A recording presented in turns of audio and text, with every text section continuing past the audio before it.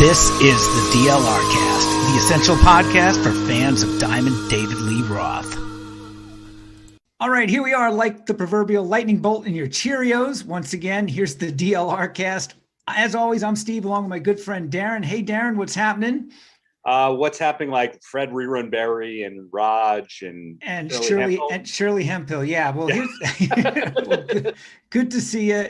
Here's what's happening. We got a special guest with us for a very special episode. Eric Senich from the Van Halen News Desk, VHND.com. What's happening, Eric? Good to have you back again. Yeah, it's great to be back on. How we doing, Steve, Darren? Great to see you again.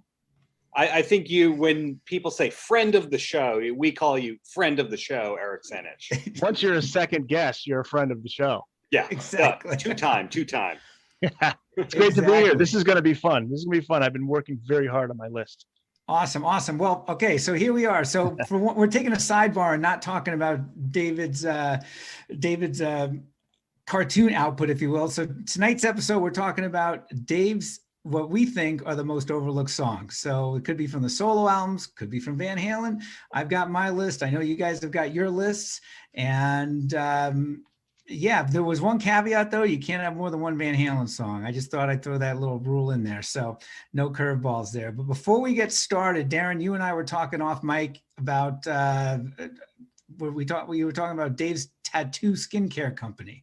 Yeah, I'm super confused about David Lee Roth's tattoo skincare company, because I remember reading one time he said he took all of the profits that he made from the Van Halen reunions and put it into this company, and it's going to revolutionize the industry. And pulling back the curtain, I tape a lot of interviews that are not related to David Lee Roth. Like, he gets worked into almost every interview I do, but they're not supposed to be about David Lee Roth. So about like 2 weeks ago, I'm interviewing this guy named John Boy, who's this huge celebrity tattoo artist. He's done Justin Bieber and his wife and all these major people. So I thought I'd throw in a little curveball. I was speaking to him because while I have zero tattoos, he was doing some kind of an endorsement thing with Patron Tequila. Patron's been very good to me. And I said, hey, I'm going to throw in a Roth question here. So I asked about Roth's skincare company. What's it called again? I'm forgetting the name right now. Ink, right? Ink, yeah. The original. Ink, the original. So yeah. I said something like, so my second to last question here, John Boy. Are you a customer of Ink, the original? He goes, what's that? And I said, that's David Lee Roth from Van Halen's skincare line for tattoos. He goes, he has a skincare line for tattoos? I said, yeah. He does. You haven't heard of it? No, I should check that out. That sounds interesting. And this guy who's about my age, again, primarily works with celebrities, super involved around music, and he's never heard of that. Wow. So interesting. So this guy is like a top tier guy, and he's never heard of that. So what did you learn from that? Is it not a real product line, or? Well, yeah, he hasn't been promoting it at all since last. God, when was the last time he would have promoted it? I think one of his last Roth Show podcast episodes. That's right. Yeah, a long time ago. Yeah, it was. There was that flurry of activity. He was doing a bunch of interviews for it, and then it was kind of silent since then. So interesting. Wow, you think it's no longer? I don't know if it's no longer, or if it was just pushed towards a certain sect of the tattoo skincare industry, if they were only targeting, say, Japanese style tattooing. I don't know enough about. Yeah. Wow. I'm looking for a website. He would have, I would think he would have a link to it on his official site. Admittedly, when I was trying to get another interview with DLR, I figured, hey, you know how I'm going to get it? I'm going to get it through the Ink, the original team. So I figured out some employees on LinkedIn, figured out the email naming convention, and nothing came back. There was no bounce back per se, but my stalking-like tendencies. Wow. Steve says, not fanboys, diehard fans. Is that what you say? Yeah. I was tastefully figuring out how to get them, and it was going to be through the tattoo skincare, but no one got back to me. So again, is it a real company, or was it just like a 3 to 6 month PR campaign and he was like private labeling? Oh, you think? Yeah, it's not listed on his official site here. He has his Soggy Bottom series, the Roth Project, the Roth Show, playlist, back pages, press inquiries. Yeah. So And you would think he would have had it on his site if it was still going and a priority. Rumor has it that actually made tattoos disappear, and that was a big problem. So a lot of class action lawsuits. Oh man. Well, I hope. Yeah, man. I wish nothing but the best for Dave, man. He's been cool to the Van Halen News Desk. I mean, he actually gave us a shout out, which was really cool when his dog passed. He thanked the news desk and the folks who comment too. So yeah, we've been running his illustrations, man. They're interesting. They really are, especially the most current storyline where it seems like it's the early days of Van Halen, and it's always interesting, man. Well, that's why we're here, you know. It's never. What does he say? Never gets better, never gets worse, but it always gets different. Right. That's Dave. He is boy. I tell you, man. He really on the Van Halen News Desk, man. It's like people either love him or they hate him. And, you know, I mean, it gets pretty ugly down there in the comment section. Oh, it still does. I know, man. I deliberately don't wade in, but I do. Yeah. I do read, and Pete, man, it hasn't changed, has it, man? Yeah, I mean, it's unfortunate. I mean, I would think, you know, after Eddie's passing, it would it'd chill a little bit, you know. But hey, they're passionate, man. We already know this. This isn't you know, Bon Scott and Brian Johnson of AC/DC. It's not, you know. I mean, there was a little bit of a battle with Ozzy and Dio, and the fans kind of split on that. But there's nothing like this, and it'll always be that way, you know. No, this is Palestinian and Israeli kind of conflict, you know. Never the twain shall meet. I don't know if the kitchen sink tour would have happened. I mean, I know Eddie wanted that. I just don't know if they could have pulled it off, because Dave and just Sammy could not get along. I don't think they could have, you know. I don't, you know. Yeah. But we'll never know. Fun to speculate at the very least. Yeah. So, well, all right. Well, I took a break from watching the No Holds Barbecue for the fourth time. That's great. Let's not even talk about that at the moment. Why I was I thought watching you watch it it once a week. I thought you watch it once a week. I didn't know.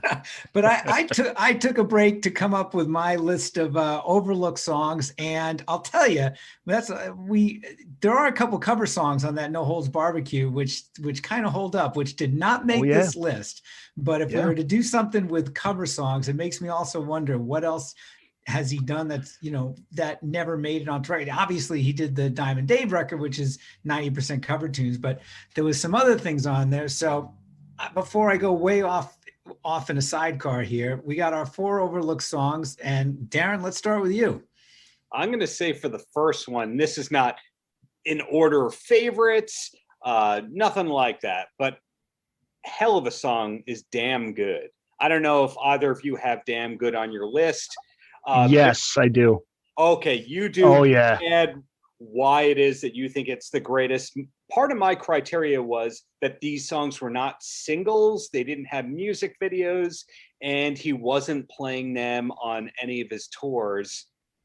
Well, actually, one of them, it turns out he was playing them. One of my 4, that kills that point. But there's this, when I'm working a lot of the time, I have this New Zealand 80s station, pirate radio station playing all the time. I think it's awesome to hear like what were the singles in other countries. A couple of weeks ago, Damn Good came on, which made me think like, why was this weirdly a single in Australia and New Zealand? I don't know what it is, but what a awesome song that nobody would expect from David Lee Roth.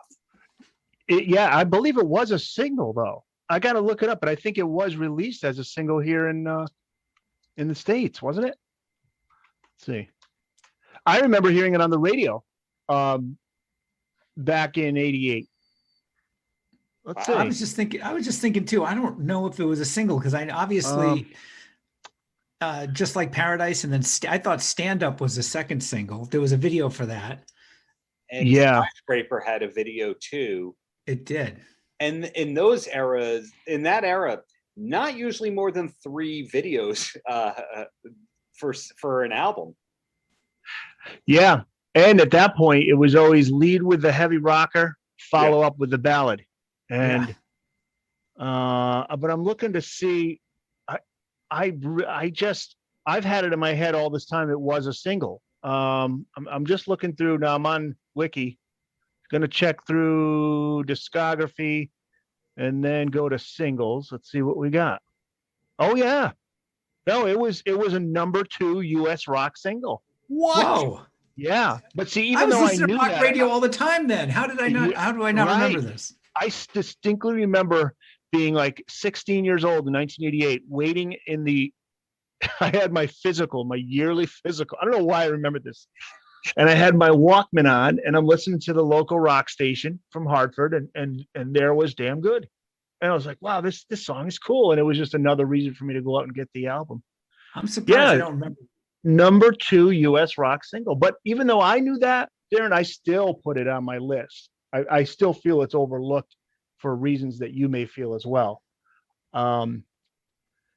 What goes into your, I mean, I know he never played it live, right?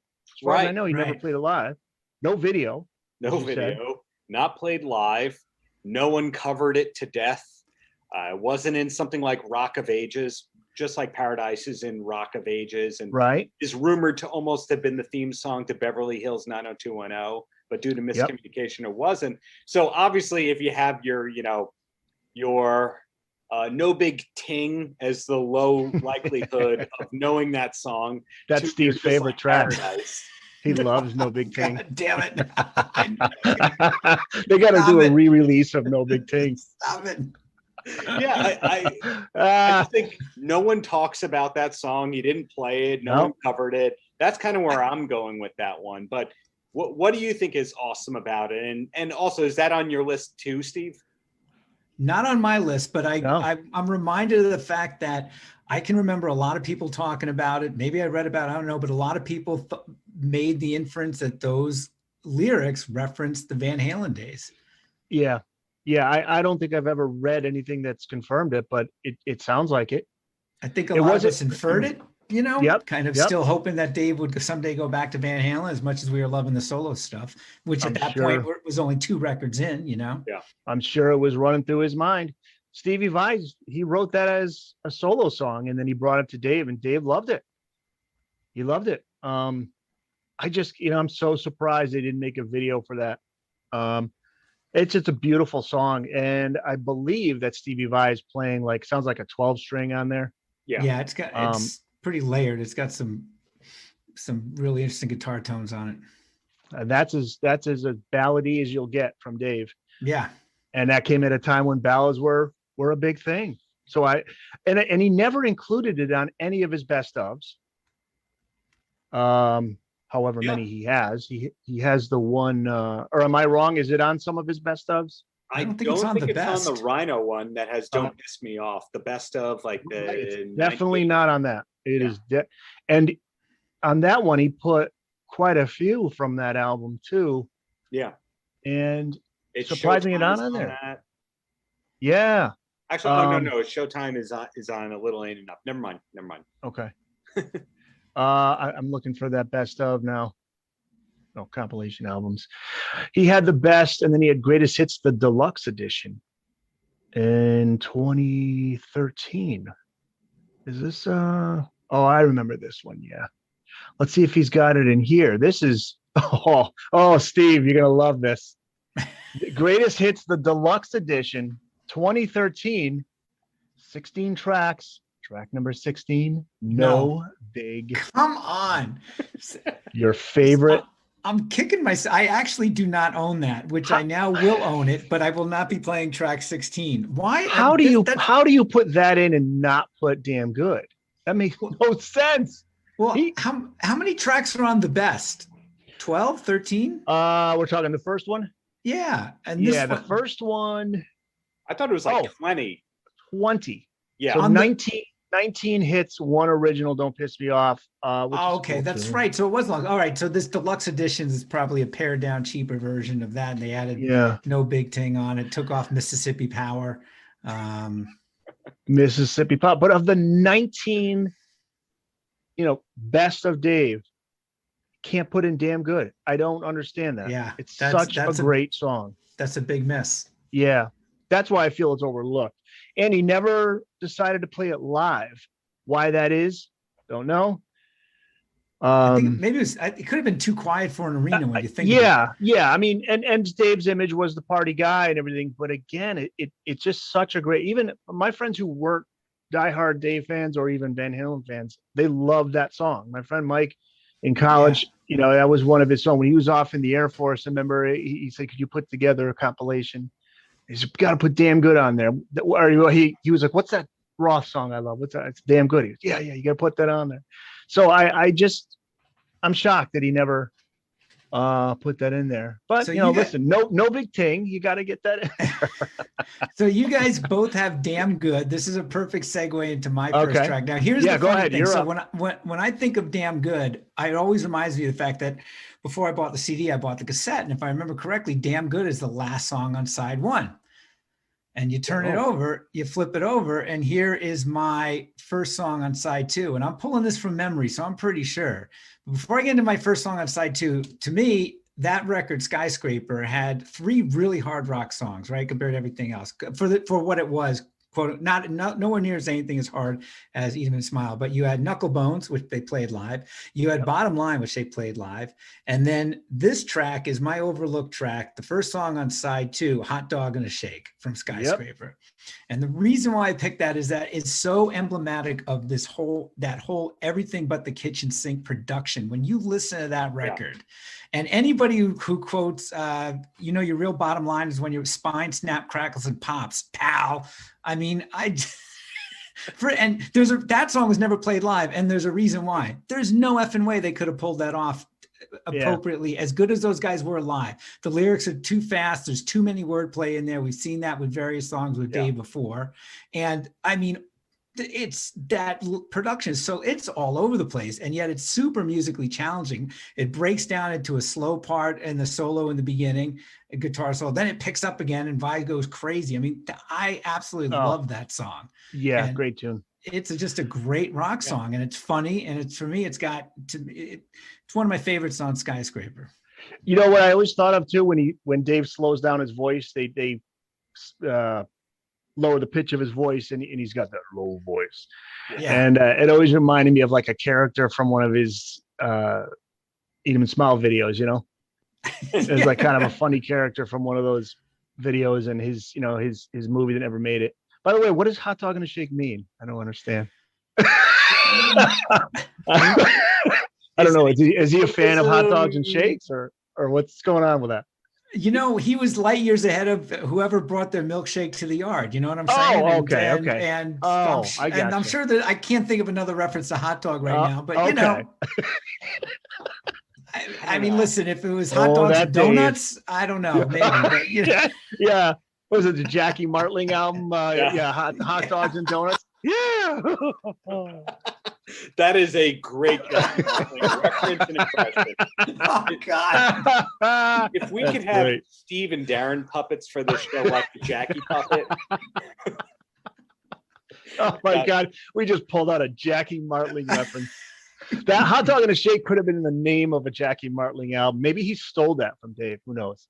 It could be. Oh, that's great. Well, all right, who's up next? We're on to song number 2. My second pick, because mine was Damn Good, so I've already you've exhausted one of them. My second pick is one that Steve called out, which is The Bottom Line. Now, what I love most from David Lee Roth are the fast songs that have way too much going on. So if I were to say that my favorite Van Halen song is Hot for Teacher, that would be considered too mainstream of a pick for many, but it's like, it's funny, it's fast, it's musically interesting. There's so much going on. The drums are amazing. The Bottom Line, I have no idea how they played it live, because for a while wasn't that the opening track on the Skyscraper tour? Yeah. Yeah, that was the opening song. I mean, they couldn't replicate the female backing vocals and the backwards part before the bass solo. Is it overproduced? Yes, but the tempo is amazing. There's so much going on. I love this song, and it's amazing again that anyone could ever play it live. Yeah, I think they were taking Shy Boy to its next furthest extreme. The super fast song and opener, because Shy Boy was Shy Boy the opener on the Eat 'Em and Smile tour? I think so. I think so. We can find out. We can find out. While I look it up, the bottom line, it goes right in, right after Just Like Paradise ends. Boom. Yeah. There's like there's like a half a second between those tracks. Yeah, great sequencing. I love that. That's one of the things I loved about Skyscraper. Yeah, let's see the Eat 'Em and Smile tour set list, and I think you're right. Let's see. I know. Toronto, Shy Boy was the opening. The Toronto '88 show, which I've looked at on YouTube. It's hard to watch a whole show when the camera is not the best, but it sounds pretty good. And I remember seeing that was the opener in that. Unfortunately, I'm too young to have been at that show and remembered the whole thing, mind you. But are we talking the '86 tour or the '88 tour? Unfortunately, the '88 tour. Okay. But what a cool song! Now over to you, Eric. Yeah. Okay. I'm up next. All right. So my song number 2. This is one we talked about the first time I was on the show, and Steve, you brought it up first. Drop in the Bucket from A Little Ain't Enough. Absolutely love that song, and like damn good, surprised that they didn't make a video. They didn't release it as a single. That is a great song, and that's the last track off of A Little Ain't Enough. And I always just envisioned the video. I mean, I thought Dave could have had a blast making that video. Maybe by the time, they thought about it, and because the album was just kind of starting to fade, they just pulled the plug. But Jason Becker, amazing guitar work. And then it breaks into, so about halfway through, or maybe like maybe 3/4 of a way in, it all of a sudden just goes into this awesome groove with, I believe it is Matt Bissonette on bass. Yep. Mm-hmm. Great, really cool bass line. Nice keyboard work from Tuggle. Yeah. And you got Dave doing a little harmonica work. And then comes Becker in with his solo. Love that song. I think it could have been another rock radio hit, and it would have been a crossover hit, but love that song. Long track. I think that one is probably, I think that's the longest on the record, if I had to guess. Yeah, it's 5 minutes, just over 5 minutes. But it was written by Jason Becker, and then Dave came in and finished up. I don't know Dave wrote the lyrics, but I don't know, maybe he also kind of fine-tuned it a little bit. But beautiful song, and Jason Becker, just that was what could have been with him, and what an inspiration he is. He's doing okay, by the way. He was in the hospital. Yeah. Actually, one of his friends, and I won't say his name because I don't know if he wants to be mentioned. Really cool guy, a friend of his, and he helps with Jason's business stuff, and longtime personal friend. He said Jason is like the most positive person he's ever met. Just a total inspiration. And his parents are so cool. And his dad, a very smart guy. His dad created the whole system that he uses to talk. You know how he uses, like, he moves his eyes? Yeah. He said his father's brilliant. Just an amazing family, inspirational. Just, he said just a beautiful soul. And Eddie was great to him. Eddie Van Halen was very kind to him. Remember that video made the rounds after Eddie's death, and you can't watch that without getting a tear in your eye. It was just pretty amazing. Yeah. So very kind to him. And he said, with Dave, it was all business. With Jason, it wasn't, not that he didn't, didn't feel terrible about it, but he said he didn't, didn't talk to him much, after he bowed out of the tour and everything. It was mostly business for Dave, but Eddie, because I think they reached out to Eddie and said he's my hero, and so Eddie was moved by that. So anyway, Drop in the Bucket, great tune.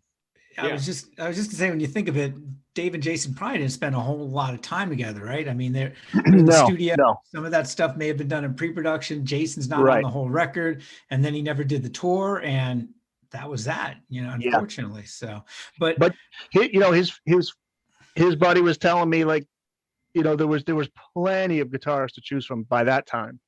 There was a lot of gunslingers, yeah. And Dave had seen a video of Jason playing, and it was just instant, like, that's the guy.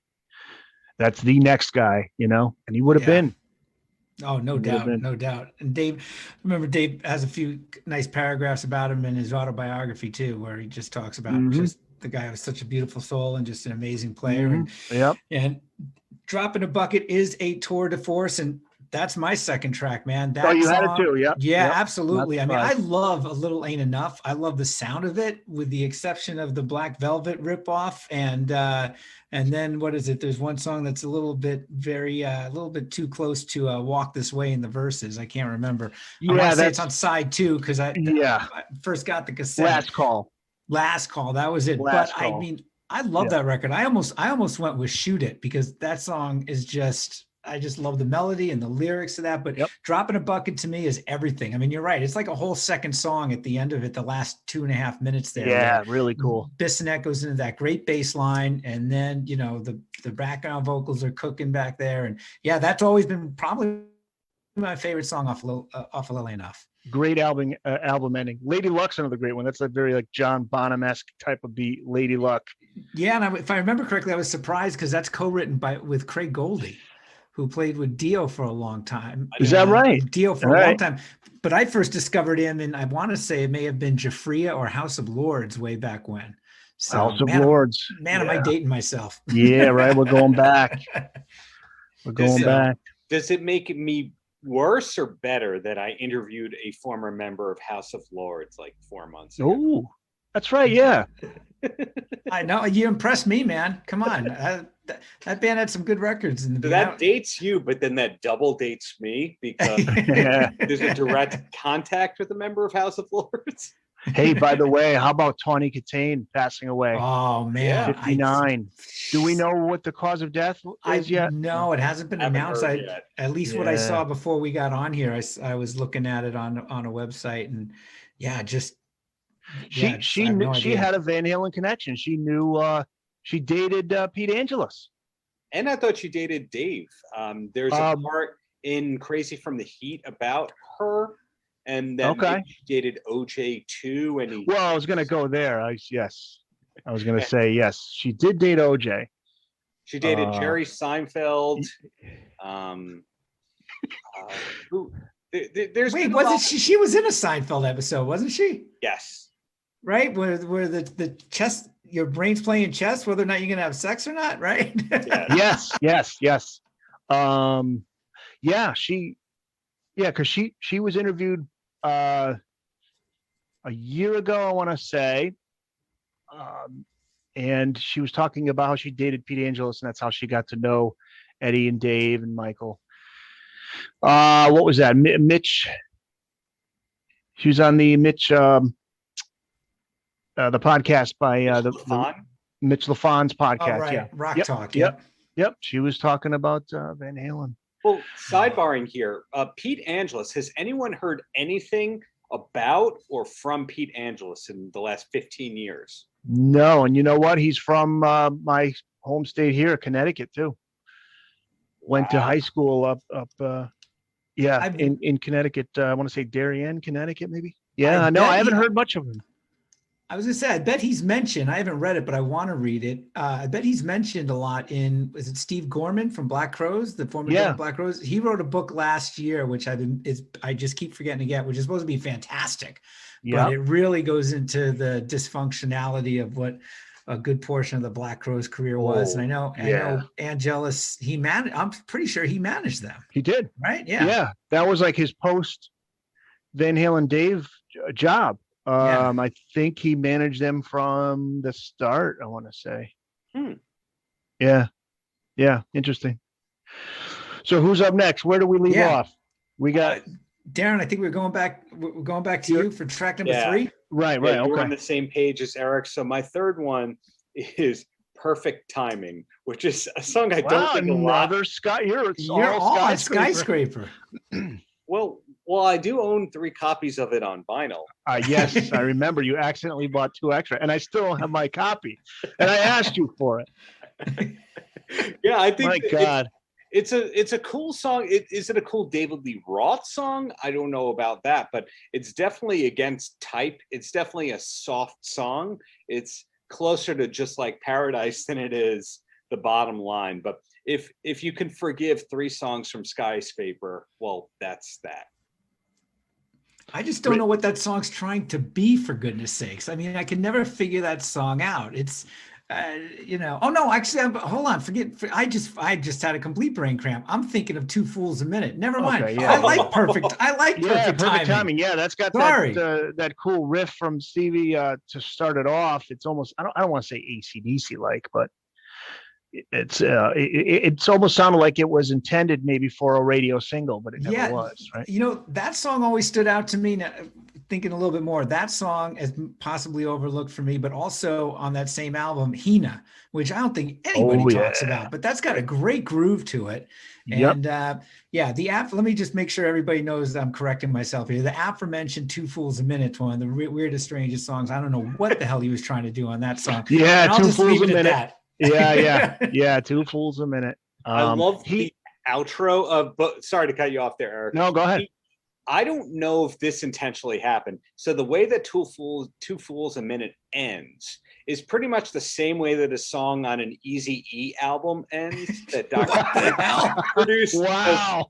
That was maybe a year before that, where it's kind of like Dr. Dre is like hosting this radio show, and it's like, it's too late, man. The song is almost, and then it cuts off, and the same happens on Two Fools a Minute.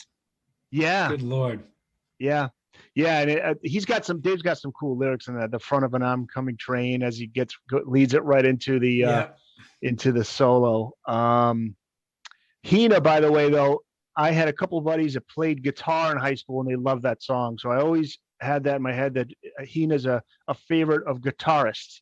I think, it's a really cool intro that Stevie was doing. He was trying something different. He's kind of tapping like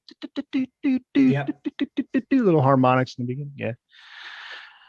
Wow, we're giving Skyscraper some love. I know, we're digging deep here, man. Deep into Skyscraper. Man. My first copy of that album was my older brother took me to Fenway Park to see the Red Sox the night before my SATs, and and we went to a record store there in Boston, right near Fenway Park, and the cover just grabbed me, and I wanted to get, because I had heard Just Like Paradise damn good, may have heard Stand Up by then too. And it was like instantly one of my favorites, and I kept playing that thing over and over again.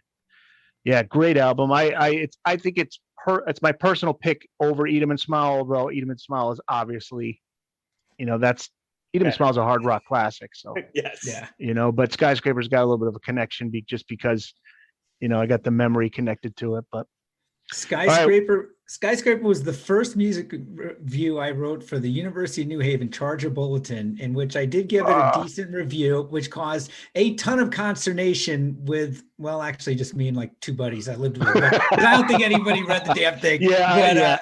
But I remember my quote, and I still stand up. I said, if Eat 'Em and Smile was like a 3rd round knockout, Skyscraper was like a 12th round TKO. It took a minute to get to it, but it's still a dynamite freaking record. Cool. Right? So yeah, there you have it. My journalism career, all in my college journalism career, all in a nutshell. Do you still have that article? I have it. I have it. Great. I do have it somewhere. Yeah. That's great. Yeah, I did college radio, and it was like, you just had the person downstairs in the pool room, as the only listener. It didn't even come in at Southern in New Haven. Speaking of New Haven, Southern Connecticut, and nobody could even get it in their dorms. Oh my God, so funny. Cool. All right, your next pick there, Eric. I was it was a toss up between 2 tracks from Your Filthy Little Mouth, and I was going toward Land's Edge, but ultimately I want to pick Nightlife, the cover of the Willie Nelson song. Unfortunately, nothing that Dave could have done outside of returning to Van Halen at that point would have worked. So, everything was largely ignored at that point for Dave. But Nightlife is a great cover, and it's interesting because there were other artists that covered this song that Willie Nelson did, and it was originally from 1960. And I'm just curious as to why Dave chose this track, but I'm glad he did. It just makes me realize I'd love to hear an album of all blues covers by Dave, maybe some originals too. He's got a great bluesy voice. So on this track, he's singing low, and the band sounds great. Terry Kilgore, in fairness to Terry Kilgore, if you listen to that album without the expectation of I want to hear Dave, with Eddie or Dave with Stevie Vai kind of thing, right. If you remove that and you just hear, he's got a really cool tone. Mm-hmm. Like even like the riff he does on "She's My Machine," it's really unique and it's cool. And hey, I remember Eddie Van Halen. He knew Terry Kilgore back in the day, and I guess Terry was one of the guys. He was one of the big names out there in on the scene. In the Pasadena scene, and it just never, his career never took off like it did, with Eddie. But this was his chance, and Dave brought him in, and unfortunately the album didn't do well, but. Terry Kilgore does a great job on this track, and he's on another track I picked, my next one too, which we'll get to. But Nightlife, yeah, I would say, and Dave made a video for that one, which is strange. He's like he's somewhere in Paris, I think, and he's on a subway, and he's and he's kind of eyeing this girl, and she's eyeing him back, and it, who knows if it ever even got played at all on MTV, but it's on YouTube. You could see it. I remember that. A nice moment, a nice, interesting track from Dave in his career. Just thinking, I don't even know if he played that song live. Maybe he did. I did see him on that tour, but I don't think he did. I'll tell you, the production on that song is great, which I can't say for the rest of the record. It fits. Right. It really fits on that song. There's just something about that record that never really got out of fourth gear for me, and that was largely due to the production. And there's some songs I truly love on that record, and a couple of them, one of them, maybe two, almost made my list here, but fell just short.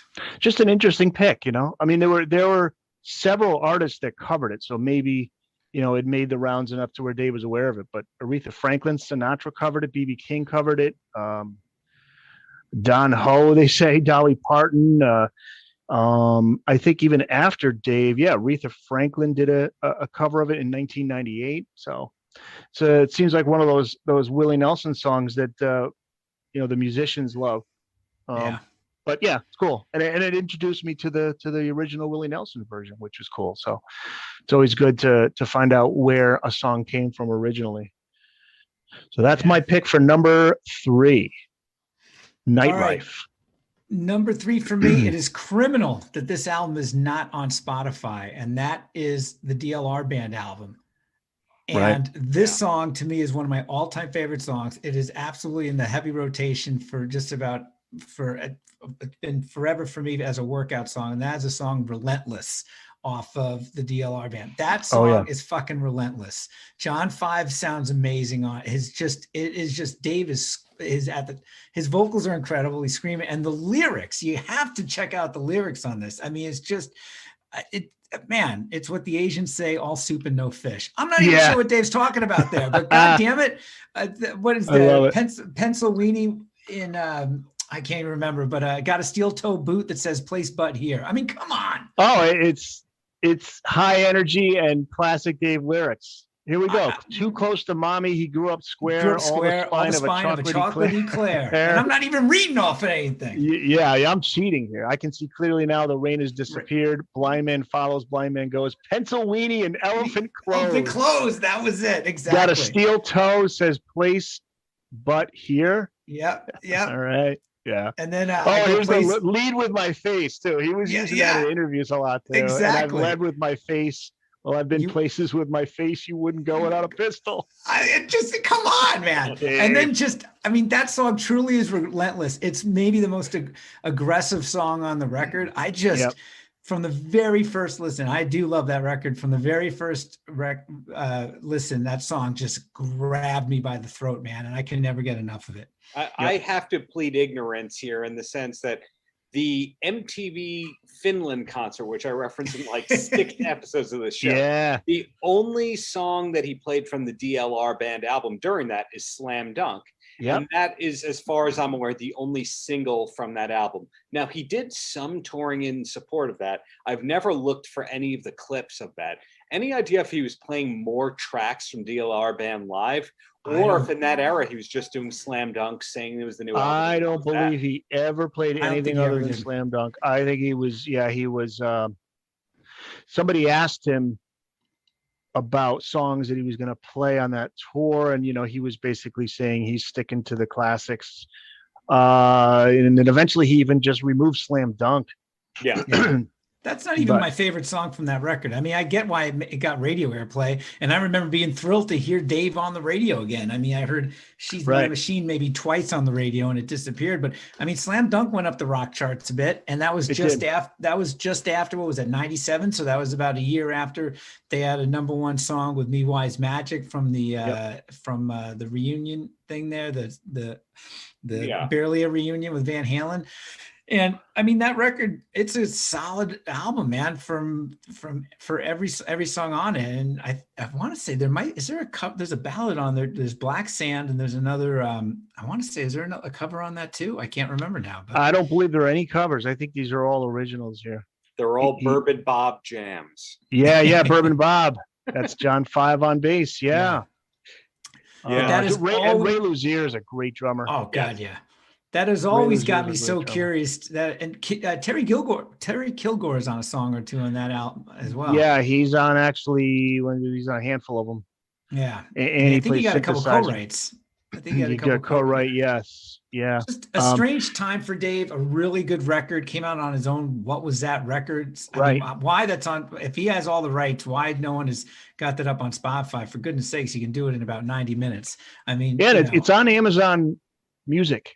I have Amazon Music Unlimited. It's there. It is, okay. Weird. That's not. I mean, I looked for it the other day.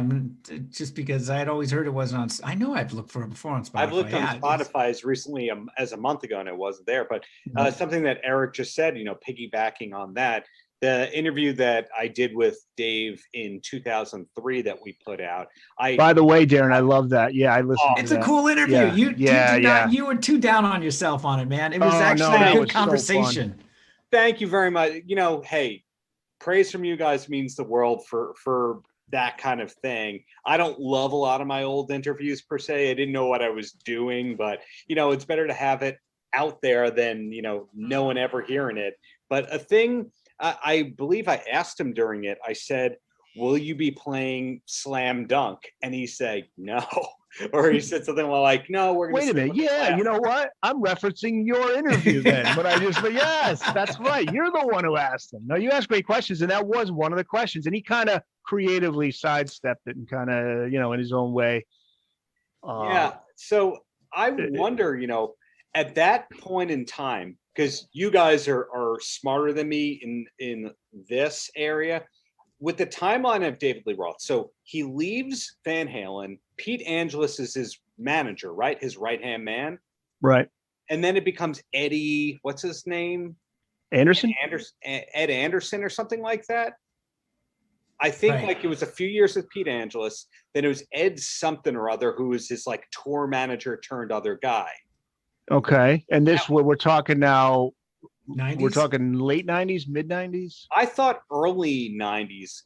He was totally getting away from real management and just hey, this is my guy and I'm calling all the shots.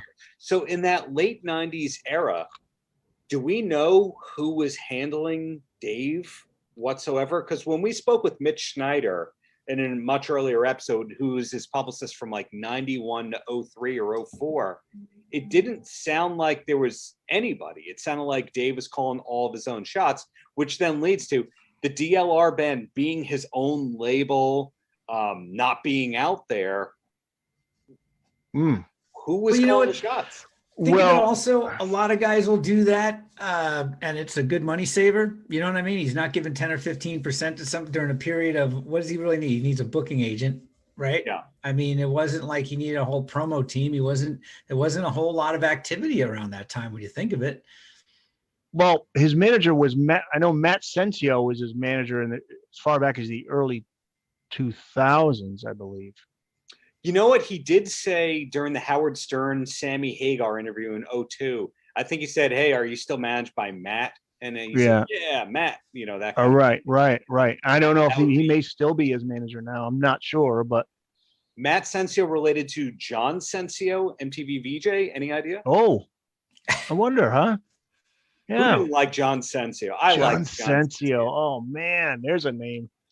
Wow. Yeah, that's interesting, huh? Yes. Who knows? Yeah, he may have been just going solo on all fronts back at that time. Do we know if he's had a manager in the last 10 years or if it's just all been assistants and yeah, I don't know. I'm sure he had somebody looking after his interests when Irving Azoff is managing all of Van Halen. Right. You know I mean, this is only the greatest, artist manager, the guy who, made the Eagles, had a hand in making the Eagles. I mean, I don't care who you are. You need, when you got the best there, if somebody's going to be representing you with that guy, you need somebody. I can't imagine. He has someone that definitely helps him out because he's got someone that will send us stuff at the VHND and see if, and I know his illustrations. I think we heard from one of Dave's guys and said, "Hey, can you do something with this?" And, and I believe, because I know Jeff Hausman interviewed Dave when Dave did the Las Vegas, launched the Las Vegas thing. And I believe there was somebody that reached out to, VHND on that. So the people that are helping him, whether he's got a manager, like a manager, Yeah, I'm sure there's somebody helping out. I'm sure Dave is calling the shots on everything at this point, Yeah, he's got people helping him. Yeah, and on the website there is something there for media inquiries. There's a contact name on right. it. So, that guy's just an accountant. I've looked into him. Right. Oh yeah. Yeah. Yeah, that's great. Hey, why isn't he? I wonder why Dave just shut down completely his podcast. The Roth show, because he's with COVID he had. I think he's spending a lot of time on the illustrations, which he does an amazing job. Well, but I think from that CBS News interview that he said it's very time consuming. It's not like he can just slap that stuff together. Yeah. So I think I'm sure he's carefully planning though this album with the acoustic tracks with John 5. I'm sure he's waiting for the right time. Yeah. Let's not forget also that was the second podcast he did that just abruptly ended. So. Right. That's Dave, man. He's on to the next thing.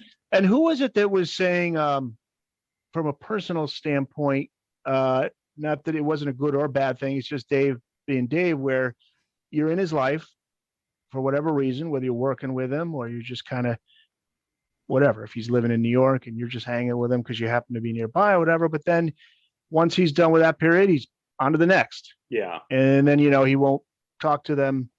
You never hear from Dave again, But that's just Dave because he's just guy. No, and he's, you could just see his mind's working. He's always thinking about the next thing. The guy's got an insatiable curiosity when you think of it. I mean, it's pretty impressive. I mean, pretty cool. He is. I just always got that impression from him, man. It's like the guy always wants to learn new stuff. Maybe the most interesting figure in rock history. Yeah. I mean, just everything that he's done. Hell, he climbed the side of a mountain in Yosemite just for the cover. I love that story too, where he was just basically like, "Guys, let's take this photo and let's get the fuck out of here." He was way up there, That's slightly cool. Better than George Lynch on the erupting volcano in the. Is it burning like a flame or? Oh God, I don't know. Yeah, the fire video. It's slightly better. Yeah. No, that Dave was really out there, man. That was no green screen or it was Nothing. Where are we at now? So Nightlife I picked, and then Steve, you picked yours. So we're at Darren's fourth pick, right? Yeah, my last fourth round. Pick, I will finally give all props to your filthy little mouth. And to me, it's an underrated track, even though he was performing it during the Vegas residency every night. And that's Big Train. Big Train should have been a hit. Big Train, there's nothing inaccessible about it. It's cool. It's got that sing-along chorus. I could definitely tell at both of the Vegas shows that I saw that most of the audience was like, what's this? I don't know. But because it's got such a catchy hook, or really 3 hooks to it, it worked. Yeah. Good Great pick. song. It sounds like he's using a real brass section on that, but I don't think so. There's no credits to indicate that. I think it was done all on keys, but yeah, you're right, man. That's a good tune. That definitely surprised the hell out of me when I heard it live. Yep. I was just like, whoa. Yeah, second song of the night both nights. Now, when that residency was happening, they were saying every night's going to be a different show. But no, the 2 nights were identical. And I looked at the set list of the first night; it was identical. The only thing that was different was he got pissed off the second time that I saw them that his harmonica was not working correctly during Ice Cream Man. Okay. And so I think he cut that abruptly. And otherwise, same show. Steve, when you saw him on the opening for Kiss, did he do Big Train? Oh, I was just trying to think of that, actually. I don't think he did. Which was my last concert was Vegas only. Right before COVID. I don't think he did. Wow. No, I think that was Vegas only. Yeah. And then one more sidebar here, because, hey, the legendary Eric is on the horn with us here. I was looking a couple of days ago. The Kiss David Lee Roth shows haven't been canceled again. They look to be happening in fall 2021. Is that your understanding? Yeah. I mean, I think so. I mean, also, like Genesis just announced summer dates. Yeah. Phil Collins. So yeah, I mean, there hasn't been anything that has indicated that they're not going to. I think they're going to do it. Now the question is, can you do full capacity? Are they going to have to do something? Are you going to have to show proof that you've had 2 vaccine shots? Are you going to? Yeah. I don't know, but Kiss doesn't have to worry about full capacity, so they're good on. Well, listen, maybe if Paul breaks out some of his Soul Station songs, Paul Stanley breaks out some, I think that'll 25% capacity. Then yes. Yeah. Hey guys, I got a new Soul album out. I'm laughing unless he gives me that second interview with him. Then that was not funny, Eric, at all. Hey, Paul, I bow to you, sir. Paul Stanley is, he is a legend. He is a legend. I'm not a big Soul fan, but from what he's gotten some good reviews on it. Good response. I actually I thought it was a perfect homage, but there's an original on there that I think they did a video for. Is it called IOI or My? Do you know what I'm talking about? Yeah, is that the Smokey Robinson one? No, it's an original, but it sounds like it could have been from back. I think it's called IOI. Yeah. And it's fun. I'm telling you, it definitely fits with the covers in there. I'm not telling you it's as great as some of the covers, but as far as the sound and his singing, and that's got a great hook, I totally dig it. Yep. And I mean, it's interesting because, he wished Ace a happy birthday on Twitter. And then he said in an interview that he would never rule out Peter and Ace coming back for a show but Peter Criss is up there now. I don't think he could probably pull off a song or 2, but interesting. I wonder what the discussions, if any, are like between Paul and Dave. You're talking about 2 of the biggest rock and roll iconic figures, man, of the last 40 years. Or even Gene, when you think of it, like there was the history. There was that picture circulating around on tour where Dave was in a picture with Kiss and Make. Do you remember that? It was a photo that came out, and it's just, and God, Dave looks tiny compared, they're all in the platforms, but there's a picture with him, and you kind of forget for a second. It's like, whoa, wait a minute, Dave and Gene got a lot of history. I mean, Gene brought them to New York. I mean, and Dave pretty much directly came out and said, "Look, I think Gene was trying to steal Eddie and Alex. Certainly Eddie." Oh God, yeah. But there's a great clip before we get back to our list. Speaking of that, you got to go on YouTube. Some fan was backstage and they got a chance they pulled their camera phone out, and here comes Dave. Yes. He's the man. Okay. I know it's it. only, Yeah. It's only like 30 seconds. Right before he goes up on stage. Yeah. He comes strutting out. What's that? Do you know who filmed that?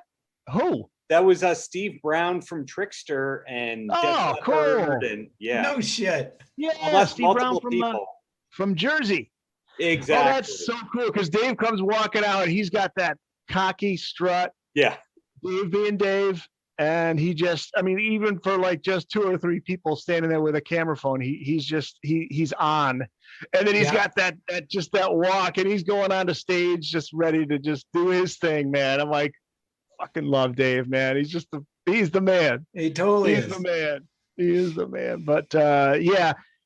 Anyway, let's get back to the list. Yeah. Where are we with the list? Am I up? You're up. Okay. All right. So here we go. More praise of Dave here and Terry Kilgore. You said this song, Steve, already. You alluded to it. Black Sand. Oh, from the DLR band. Yeah. Yes. Another final track, like drop in the bucket. And Terry Kilgore on this one sounds great. And he also plays keys on this, the synthesizers. Dave using that low register voice and creating this great imagery with the lyrics. Great summertime song. Just, I don't know if it was single worthy, but certainly just one of those must listens if you are a fan of Dave. Black Sand. It's a perfect closer for an album that was so comparatively heavy compared to the previous record, and it's a perfect closer. I mean, mellow but it's kind of mid-tempo it's a really, really good song. And Dave does a great job vocally. And then at the very end, as they heading towards the last 30 to 60 seconds of the song. Because throughout the song, he says, I've heard a story many times, one that I believe. And he goes up a little bit. I heard the story many times. And I get the chills, man. Really cool song. Love that track. And I believe Ray Luzier is on that one. Yes. But it's okay. Because it's hard to tell on those albums. There was a lot of interchanging parts on that. But great production, clear, one of my all-time favorite. And that wraps up my 4 Dave tunes. I got the VH one next. All right. Well, I went with 4 tunes, and I did pull my wild card here, and I did pull a Van Halen song. But here's what didn't make the list that came close. I was reminded, not that I really forgot, but how much I totally dig the song "Big Trouble" from Eat 'Em and Smile. I mean, it's just a really cool tune that, when you got Going Crazy and Ladies Night in Buffalo and Yankee Rose, I mean, and it's a short album anyway, that to me, that song kind of just, right there with Elephant Gun, right? That was a song that was just like, I don't want to say forgotten about, but it's I think one that people overlook. There's that. And then 2 songs from Your Filthy Little Mouth that I love that easily could have made it on this list. And that is Hey, You Never Know. And you just never know, right? Just great lyrics, a fun, upbeat song. And then A Little Luck, which I really, really love. Really, huh? I don't like A Little Luck. Really? I just don't like it. No. That's interesting. It's got a weird guitar figure to it. It's just, but that's another one where it's like, if that song was just a tad more aggressive with a different producer, a little bit, a bit more attack, I think I'd like it more. But I like the lyrics. I love the sentiment. I think it's got a cool hook. But so those did not make my list. But those were close to making. Those were close. So the 4th track for me, and I don't know if maybe this is too new to say overlooked, but I absolutely always have, from the moment I first heard it, love Stay Frosty from from a different kind of truth. The lyrics I think are among Dave's best on an album where all the lyrics are great. According to Eddie in a Guitar World interview, that acoustic guitar in the beginning is Dave, not Eddie. And Eddie Eddie even gave him props in that interview. I remember saying, it was one of these ones where I read it a couple of times. I was like, whoa. I mean, he's like, Dave really plays really good acoustic guitar. And he does. Yeah. And for anybody who might dismiss that as some sort of like, I don't know, Ice Cream Man rip or whatever, there's no way. The only thing that's equivalent to about cold dessert. The title references cold desserts, perhaps, I mean, yeah. If anything, it's almost like a sequel, if you want to call it, because it just, it kicks in just like Ice Cream Man does. But and a good, I mean, again, the lyrics, I mean, there's like, he talks about religion in there, for goodness sakes, which just cracks me up. And then also, I mean, just because it's just such a killer, the whole album sounds, and Darren and I have talked about this before, just it could be the heaviest sounding Van Halen record. And I think in large portion, that's because of Wolfgang. And you listen to what he's doing underneath there with Alex, and that song just could be maybe my second or third favorite song from that record. To hear what the preacher said, he said, "Your arm's too short to box with God." With God, yep. If you want to be a monk, you got to cook a lot of rice. I think Dave worked very hard on the lyrics on that album, as he did with Your Filthy Little Mouth. Yeah. And I just think I absolutely love that record. And that song, I mean, again, maybe it's when you think of it, it's been out for nearly a decade now, right? No, isn't that crazy? It really is. So, I mean, but it wasn't a single. I mean, it wasn't talked about among the songs that were re-recorded from older stuff, right? As far as I know, I don't know how new the writing is, but there was that handful of songs where people all picked out and said, okay, well, what is it? She's a Woman. Was that what's the song? She's the Woman. She's the Woman. That was from an older version.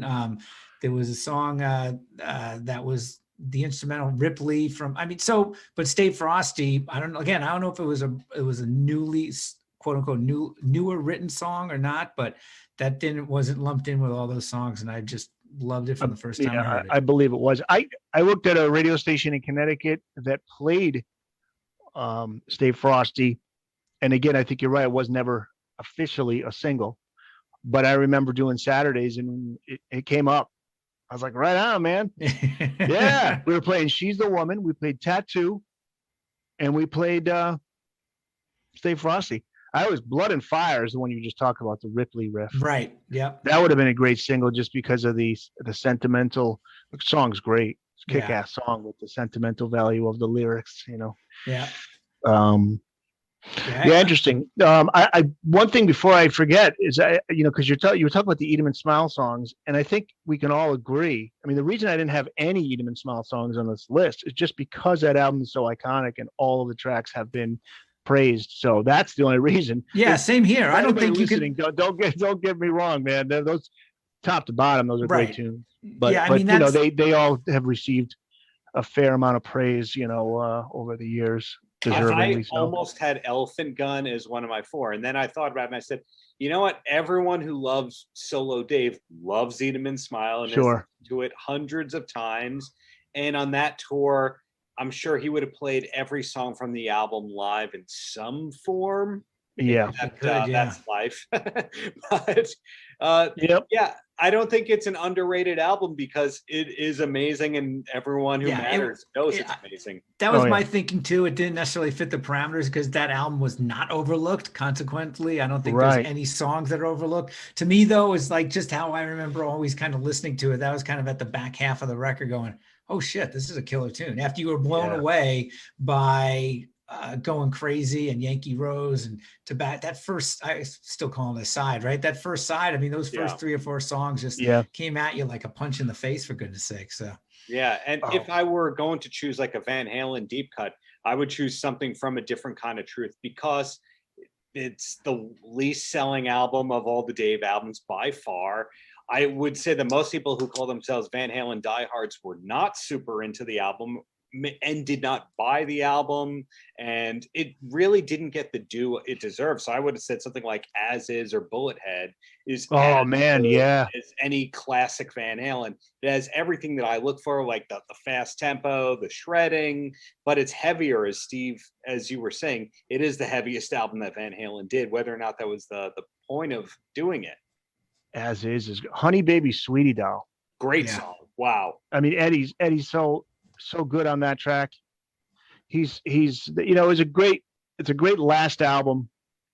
It would have been, obviously the diehards would have wanted Michael Anthony there, but yeah, it wouldn't have happened if he were part of the scenario. I mean, this was I think, and being a non-guitar player, maybe that might people think this is controversial, but as far as Eddie's playing, it is the most varied of any Van Halen record, I think.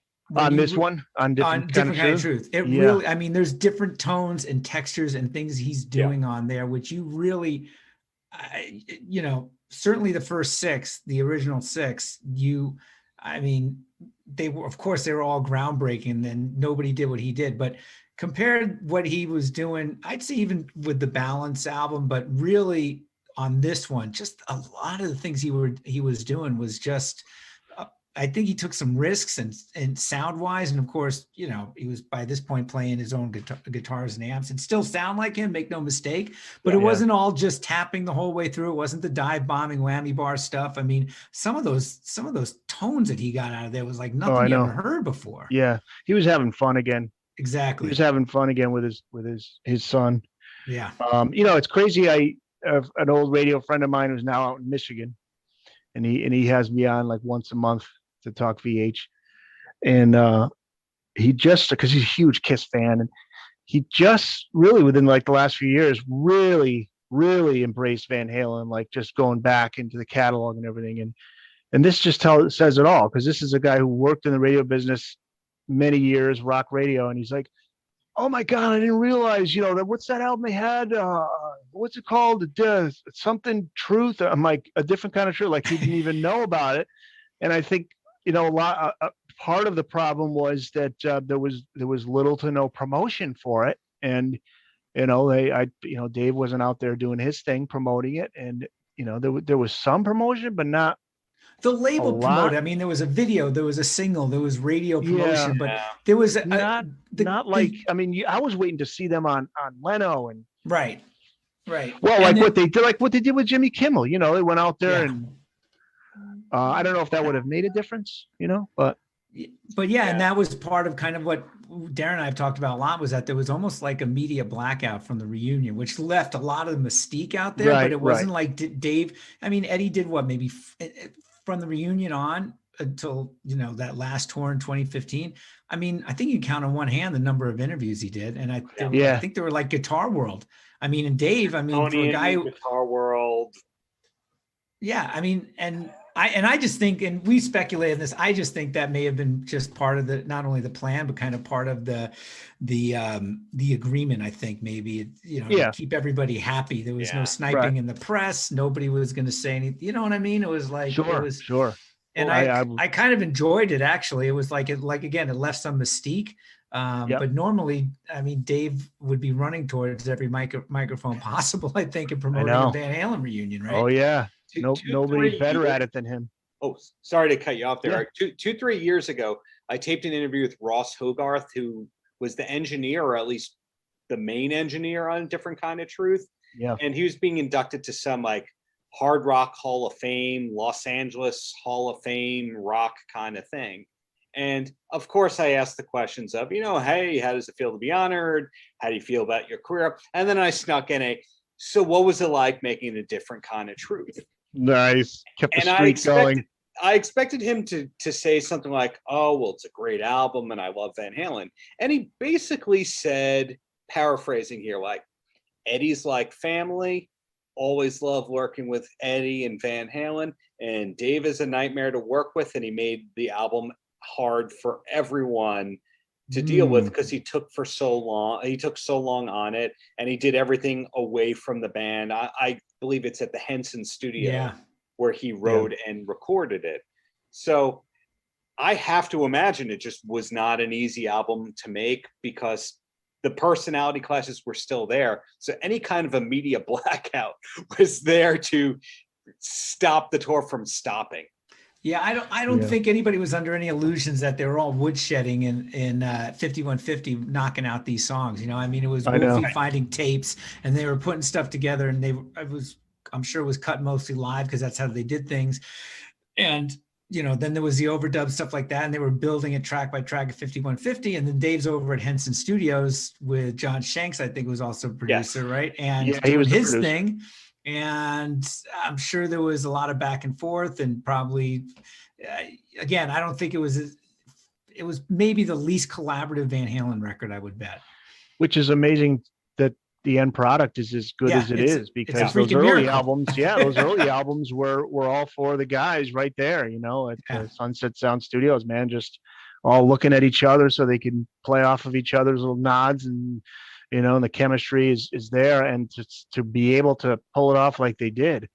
And certainly certainly the Van Halen trio could do it, because way before this album, that's all they ever did, right? They were playing all the time.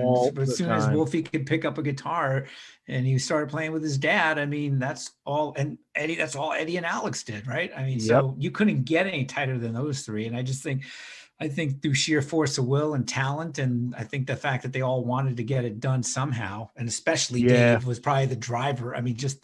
He strikes me as being a real perfectionist also. Oh, Dave? Yeah. Oh, yeah. Absolutely. He'd be the first to admit it. Yeah. Certainly. So, if something didn't sound right to him on a vocal and it was going to take a couple more takes, that's just the way it went. Yeah. And those who worked for Dave, would say you don't want to get on his bad side. He was, the end product was the goal. He whatever it took to make it happen, but and he's always said that's part of the magic of Van Halen, is that friction. So, Alex, he talked about in the Modern Drummer Legends issue, where he did an extensive interview, which you can get through the Van Halen store. He's just like, nobody will really ever understand just the inner workings of myself and Eddie, and just how much music, how much time was put into our music. Like, he basically was just like, I'm not the type that's going to go out there and do these interviews and talk about what I do and get on social media.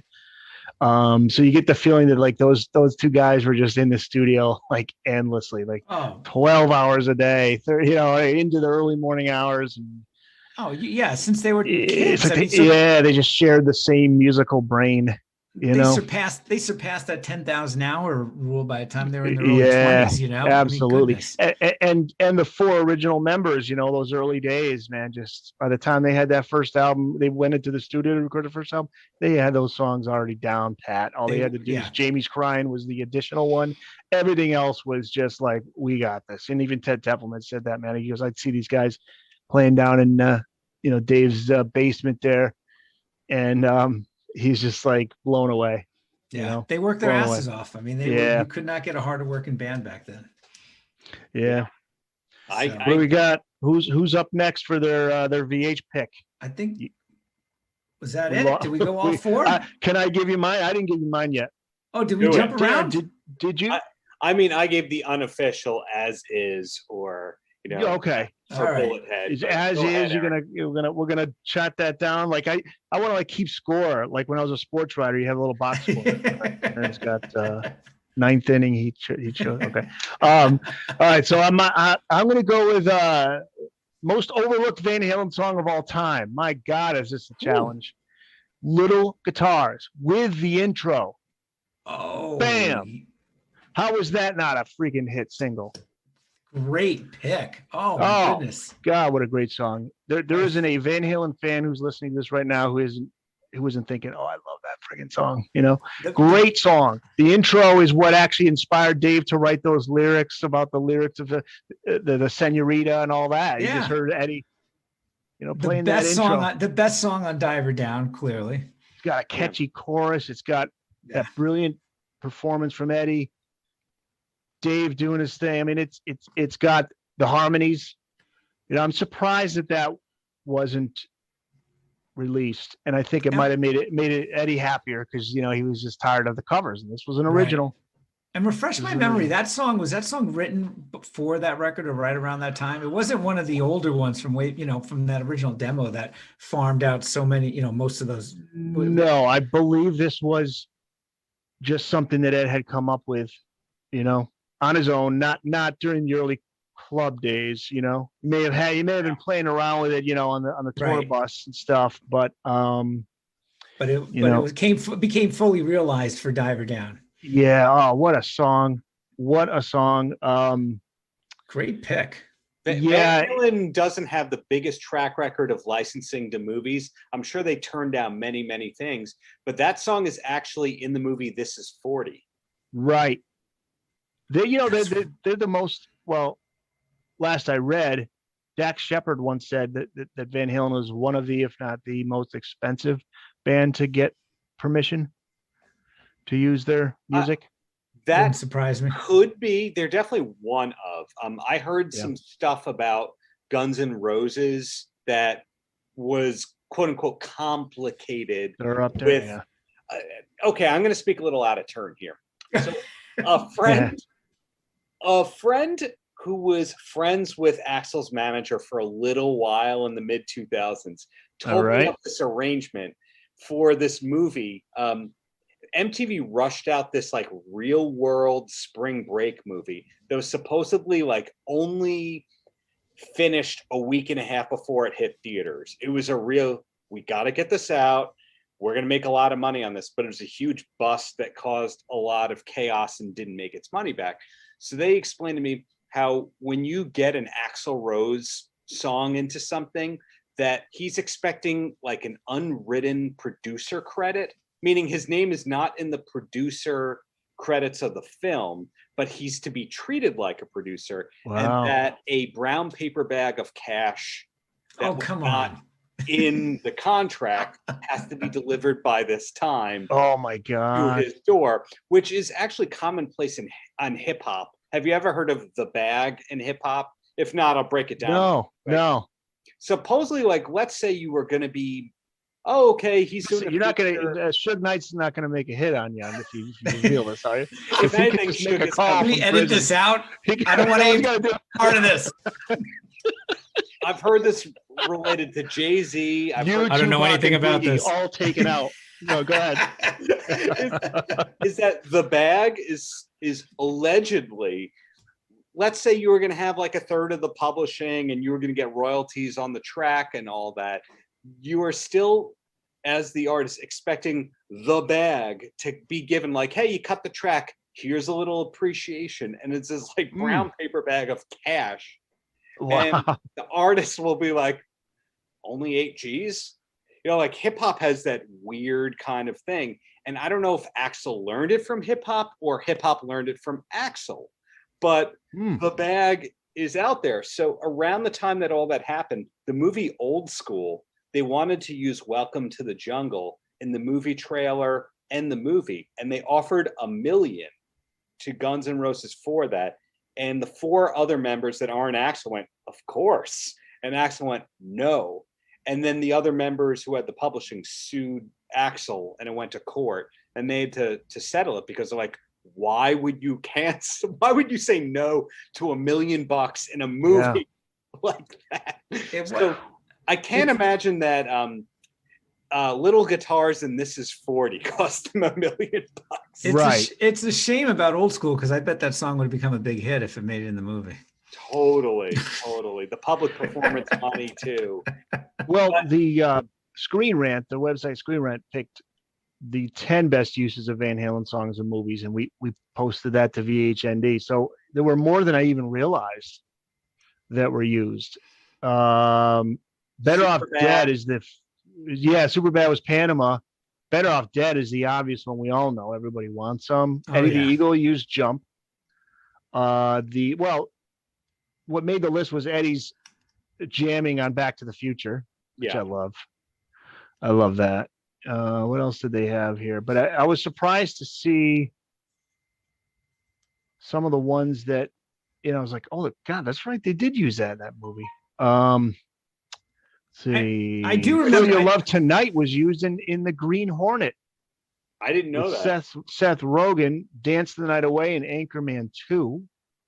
Oh, Ready Player One made great use of Jump. They use that in the opening scene. The opening of the movie is Jump. Yeah. Running with the Devil and Little Nicky. Adam Sandler would buy all of his Van Halen gear for movies through my buddy Jeff at the Van Halen store. No kidding. Yeah. He placed a huge order and Jump in Eddie the Eagle. Yeah, Panama Super Bad. Everybody wants them and Better Off Dead. Yeah. I don't know if they had a song in The Wedding Singer, but there's the joke that was in the trailer where Adam Sandler's ex-fiance in the movie, she's wearing a Van Halen shirt and he says, "Take that shirt off before Van Halen breaks up." Yeah, that's a great scene. That's a great scene. Yeah. That might have been one of the shirts that were worn from Jeff's Van Halen store. That's so Van funny. Halen 2 logo from that, so could be. Yeah, that's so funny. But yeah, Little Guitars is my pick. It's kind of a hard pick, but that's the one what I would say is often overlooked, not by Van Halen diehards, but one that if you were just to play for the average rock fan, they may or may not recognize it, which is a shame. So who's next, Darren? You already picked yours. Yours was As Is. Okay. You were our closer. So Steve, what did you say was your Van Halen pick? Stay Frosty. Yeah, it was Stay Frosty. So yeah, interesting, right? Those, I think that whole album is overlooked. Yeah, no doubt. Yeah. I have to admit, when I put on that album, I start with track 3, You and Your Blues. I skip Tattoo. I never dug the song. I get what it is, and She's the Woman, I get it. But really, She's the Woman I love. Wow, interesting. Chinatown's great. That song's amazing. Yeah. It's really that song blew me away because when I first heard Eddie and Wolfie do that interplay, where they're both, I'm like, this was what Sheehan and Vi did back. Oh yeah. And that's really what Eddie wanted to do for a while. What's they talked about on the 1984 sessions that Eddie, the opening to Hot for Teacher, he did that on his own. He played guitar and bass, lined them up, and then they decided not to do it, probably because they wouldn't have been able to do that live, because that just wasn't Mikey's style. But interesting, right? Yeah. And Eddie wanted Sheehan in the band for a minute. Yeah, I remember reading that. Yeah. Michael Anthony seems like a great dude. No doubt. Yeah, he wanted to get up and jam with Dave. He was up for it for the Vegas shows, so I think it'll end up happening. Yeah, hopefully. Yeah. Before it's too late, they should learn by now. You got to do it while you still can. Yeah, we're now, let's see, October, November, December, January, February, March, April. So we're coming 7 months since Eddie's passed, and I'm still unable to really embrace it, because you hear him. He's part of our everyday lives. So he's going to be. So yeah, man, just I used to joke with my coworkers and friends, anytime they would try to say, well, what are you going to do when one of these guys passes away? And I'm like, no, they won't. They're not human. And I was half joking, the other half of me was like wishing it were true. Well,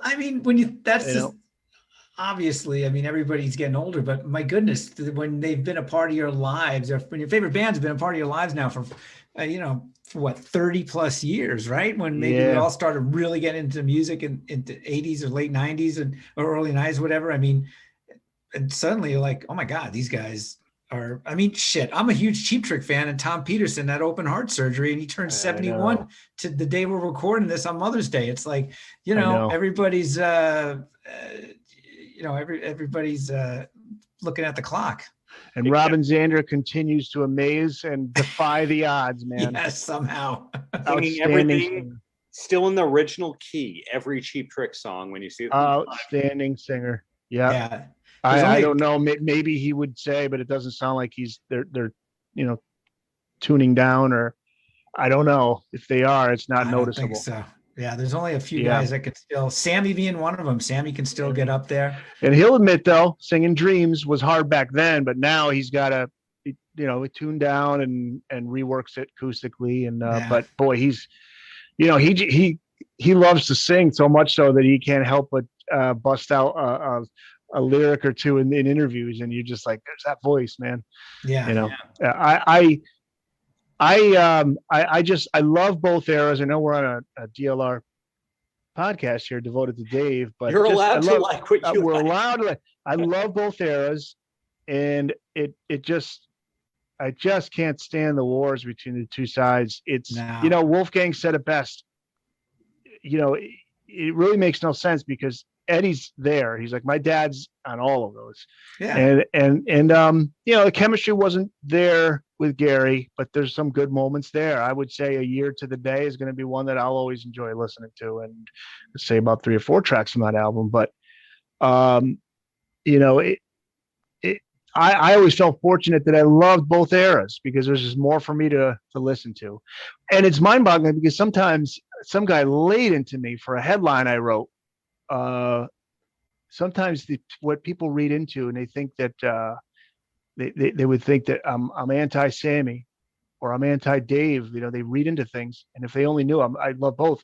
There was the one where Sammy was talking about if, in hindsight, he wished he would have waited longer to write the book. He wouldn't have been as what's the word he used? But I used the word he regretted. He regretted it, in the headline. To me, that's regret. What he's got is regret. Yeah, that sounded what it sounded like to me. Oh, and this guy, I've had it with this editorial bullshit, and I was like, dude, chill, man. It's okay if Sammy regrets that. I know he just because he didn't say he regrets it. When he inferred it, when he's saying, the stuff that I wrote now that Eddie's passed is like, a stake through my heart, and I would have been more tempered, I would have waited a little bit longer. He's got some regret, which is what's wrong with that? Right. What is wrong with that? There's nothing. That's hindsight, empathy. Yeah. Maturity. Yeah. Too bad. It's too bad. I'm just happy though that it seemed as if Eddie, when he passed at that point, he made peace with Sammy. He also got past his addictions, and he was living a good life. Found Janie it seemed like he was very happy with her, and he found peace with Valerie, and they were both happily, raising a kid they both loved. And he was so proud of his son, who about June 11th, by the way, his Mammoth WVH drops. I'm really looking forward to that. Yeah. He's so proud of that kid. So he was, I would have really been heartbroken as a fan if Eddie had passed when we all kind of feared he would, which would have been early 2000s when he was just in rough shape. Yeah. And he wasn't the person that he really, like those who would say they knew him, he's just like a sweet guy. And then all of a sudden he wasn't himself. He was, like Sammy was some of the stuff he wrote in the book, some of the stuff just, right. I think he was just, he was angry. He was pissed. Interesting, man. That whole period between the late 90s through, when Wolfgang comes into the picture, it was, it seemed like he was just going through a rough time. And who was by his side the whole way, man? Big Al. Yeah. Yeah. We talk about that a lot. We talk about that a lot, that was kind of like this, this lost era. It was so unproductive when you think of it, right? From like 96 to 2000 for a good 10 years, at least. I mean, there was that reunion tour with Sammy, which was by all accounts, just, I've seen the videos online. And it's sad. And I know, there was no new, there was Van Halen 3, and that did what it did and did what it didn't do. And so it was the low period. And I'm with you, man. I mean, when I saw that initial press conference, saw they were back, I'm like, holy shit, he's clear-eyed. He sounds great. And I'm telling you, I remember everything I'm reading about that, especially guitar freaks and, people who really know guitar were like, this is Eddie's playing. Yeah. Amazing. Oh, and people would have posted their comments, and nobody's shy about that, because they were laying into Dave with his vocals, and that's just, that's the same thing they do to Paul Stanley now. Yeah. But with Eddie, across the board, he was sharp on his game, and he looked relaxed, like he was having fun, and he was back to, the lead singer. They can do whatever they want to do, man. I'm having fun here. I'm playing, and he looks over and sees his son over there. I got a sidebar big time, Eric. Sidebar away, man. I don't know if I read about this on Van Halen News Desk or not, because, every now and then you forget to check a couple of weeks and then you realize, oh, you missed a couple of great. How dare you? Okay. Yeah. I don't read everything, but without you guys. Damn you. No Van Halen. Guys, it's been great. Take care. I'm only kidding. I'm only kidding. Go ahead. As a big wrestling fan. Yep. Janie has been very active in pro wrestling since Eddie's passing. Has that been getting to you guys at all? Did you write about that at all? No, we haven't. I saw some of those things come across, and I don't know. Nothing would say, no reason not to, but we just kind of feel like if it's, I don't know if she wants to really be connected with the Van. I think that's her thing. She was doing it prior to Eddie's passing. I think it's her thing, but not that we wouldn't be open to it. But I did see something. She just did some interview or something. Was it this week? She was promoting a handful of appearances in character. I think her wrestling name's Lita LeMay, if I remember correctly. Right. Yep. She's the manager of this character who's I don't know if he's an evil ballroom dancer or something to that effect. Yeah, I saw that. I see your look, Steve. So it's This is where you start losing me, Darren. She had gotten into that, I would say, for a while now. She's been doing that. Yeah, I mean, that was tough for her. Oh yeah. She was actually, she had Cody. I think the article I saw involves her talking about Cody Van Halen as well, their dog.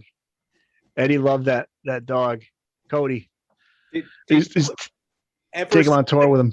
Did you ever see the clip of, this is like a weird wrestling rarity of the mid 86, 87, when WWF is at Madison Square Garden and the announcer thinks that Sammy Hagar's in the house. So they go, no, gentlemen, the lead singer of Van Halen, Sammy Hagar. And this guy jumps into the ring that's clearly not Sammy Hagar, does a wave, and then runs out of the ring. Oh, that's hilarious. I got to look for that. If you can't find it, let me know and I'll try and dig it. But you go did the people then not know, or are they trying to dupe the audience into thinking Sammy Hagar was a fan? With wrestling, you just don't know. But I'm glad you brought that up, because real quickly before we wrap this up, I just watched today, A&E did a great biography on Roddy Piper. Mm-hmm. And it made me think of Dave with his lyrics. Roddy would write down in a notebook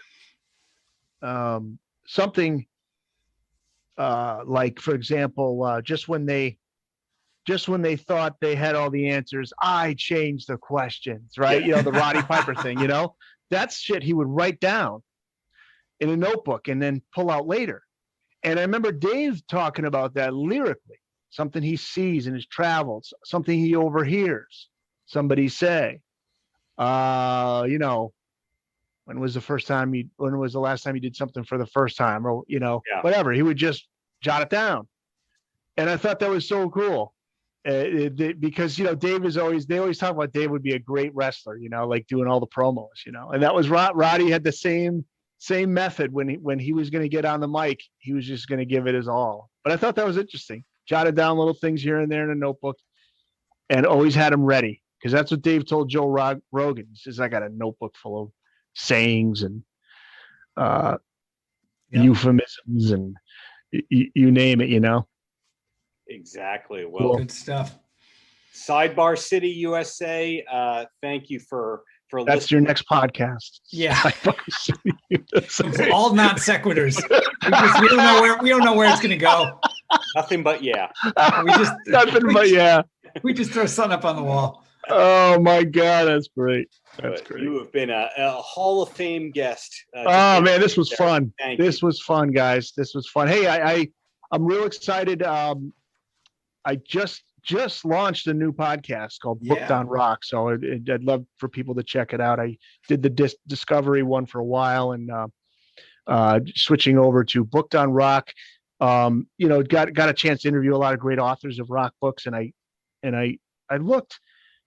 and I couldn't find, there's a lot of great podcasts on books, book reviews or interviews with authors on books, none just strictly for rock and roll. And as you guys know, man, there's